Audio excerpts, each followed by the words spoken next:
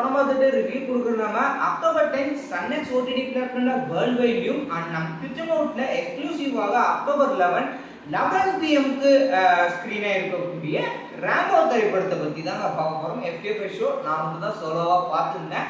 யூஸ்ஃபுல்லா பார்க்குற மாதிரி தாங்க இருக்கு. ஸோ இந்த படத்துடைய ஸ்டோரி எப்படி இருக்கு, யாரெல்லாம் நடிச்சிருக்கிறாங்க, யார் டைரக்ட் பண்ணியிருக்காங்க அப்படின்னு பார்த்தோம்னா அருணேதியன் டேனியா வந்து நடிச்சிருக்காங்க. கொம்பன் முத்தையா டைரக்ட் பண்ணியிருக்காருங்க. ஸோ பாக்ஸராக இருக்கக்கூடிய படத்துடைய கதாநாயகன் அவரு ஒரு ஆசிரமம் வந்து நடத்திட்டு இருக்கிறாரு.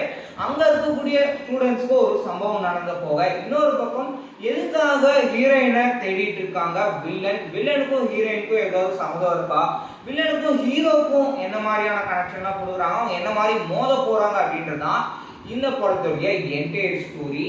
படத்துல அவங்க சொல்லக்கூடிய அந்த ஒரு விஷயம் ஏற்கனவே நம்ம தமிழ் சினிமாவில் பார்த்து பழக்கப்பட்ட ஒரு விஷயம் தான்.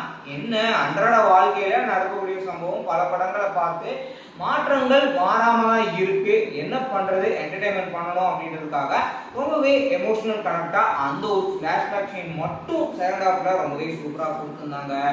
ஆனா பூக்களான ஒரு ஆக்ஷன் பிளாக் சீன்ஸ் கொடுத்துருக்காங்க. முத்தையா அவரோட ஸ்டைல்ல வந்துட்டு ஒரு காட்டில் நடக்கிற மாதிரியான ஒரு ஆக்ஷன் பிளாக் அது பார்த்து ரொம்பவே சூப்பராக இருக்கு. ஆனால் அந்த அர்ஜுனர் வில்லு அப்படின்ற தேவையில்லாம அந்த பேஸ்டான ஒரு சாங் வந்து கொடுத்துருப்பாங்க. அண்ட் பாடலை பொறுத்த வரைக்கும் ஃபர்ஸ்ட் ஹாஃப்ல ஒரு அழகான ஒரு melody love song, second half என் கிரெடிட்ஸ்ல ஒரு சோகமான ஒரு பாடல் கொடுத்து ரொம்பவே எமோஷனலாகவும், இன்னொரு பக்கம் நம்ம கேட்குற அளவுக்கு மீண்டும் மீண்டும் கேட்குற அளவுக்கு ஒரு காதல் பாட்டு.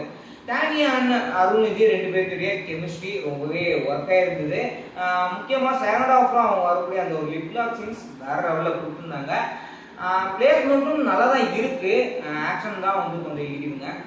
படத்தில் வந்து அபிராமியோட கேரக்டரை நல்லா யூட்டிலைஸ் பண்ணியிருக்காமோ அப்படின்ற மாதிரி எனக்கு ஃபீல் ஆச்சு. ஃபர்ஸ்ட் ஹாஃப் வந்துட்டு கொஞ்சம் ஸ்லோ இருக்கும், ஆனால் கரெக்டான லெவலில் அந்த ஒரு இன்டர்வல் பிளாக் சீன்ஸும் பர்ஃபெக்டாக கொடுத்துருந்தாங்க. செகண்ட் ஹாஃப் கொஞ்சம் வேற மாதிரி கொண்டு போயிருந்தாங்க. மற்றபடி இந்த படம் எப்படி இருக்கு அப்படின்னு எடுத்துட்டீங்கன்னா, நீங்கள் அருள்நிதியோட த்ரில்லர் ஸ்டோரி அப்படின்ற மைண்ட் செட்டில் இந்த படத்தை பார்க்காம ஜென்ரலாக படத்தவே பாருங்க. ஆனால் டைரி, டிமாண்டி காலனி, இரவு கார்டன்லாம் வேற லெவல் த்ரில்லர் கூடிங்க.